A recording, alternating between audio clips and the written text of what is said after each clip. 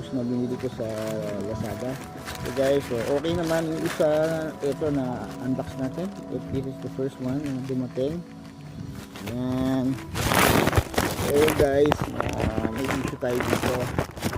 Yan yung una, nakukusan ko kasi yung kulay. Anyway, nasettle ko naman to sa Lazada. Yan yung nangyari dyan guys. Ito, puto lang. Anyway, nasettle ko na sa Lazada. So naibalik na nila. So magagamit ko pa rin itong hose na to dahil for extension. Yan, ang ganda niya, ang kulay. Kasi kakulay ito ng motor ko kaya ako binili. Kasi may pay ng ganito. Problema, putol yung nag-deliver sa akin. Kaya nagreklamo ako sa Lazada.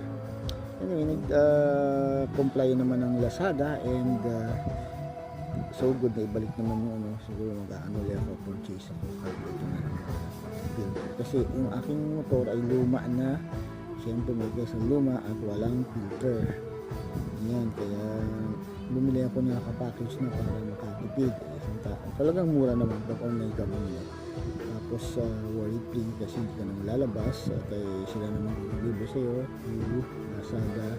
Yeah, kaya dapat talaga tsaga-tsaga lang din tayo. Let's see kung ano. Anyway, magkaroon po ng problema sa delivery. Ano no, kung na-check nyo o whatever o na aksidente, bakit siya naputol.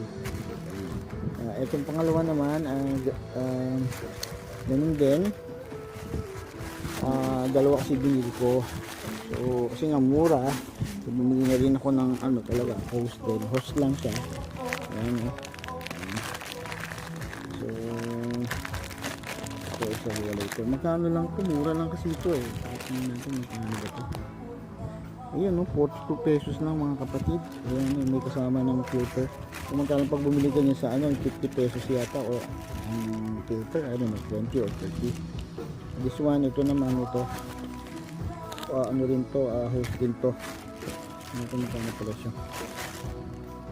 Yan ang presyo niya mga kapatid. 113. Pero guys, ayan siya, pakita ko. So, mahal na rin, no? Pag mura pa rin yan sa online. Nakita nyo ba? Solid. Ang ganda. Solid, no? Pwede ito sa Volkswagen ko, no? So, nagpalit ako ng mga hose. So, ito mga bibilin, no? Yan. Yan. So, ito yung kakabit ngayon sa akin. Ito na yung mga reserve ako. Ito yung kakabit ko. Ito ko na ng bagong filter, no? Napag-deliver ako. This one, ito yung isa kong in-order. Ang ganda niya guys, sulit to, magagamit ko to. So pag may pera kasi ako, maghahanap ako online kung ano yung pwedeng magagamit ko sa aking sasakyan. Kasi nga marami po akong sasakyan na bulok na vintage. So na-assemble natin. Kaya mahirap lang tayo ng collector, hindi tayo katulad ng ibang mayayaman, kaya tsaga-tsaga tayo unti-unti yung budget natin.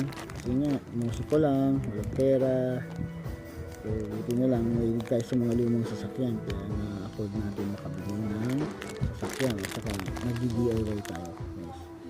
Talagang I'm a fan of vintage car. Ayan, pakita ko na sa'yo guys, okay siya oh. Sa mga gustong bumili online, okay siya. Nare-recommend ko, solid ko.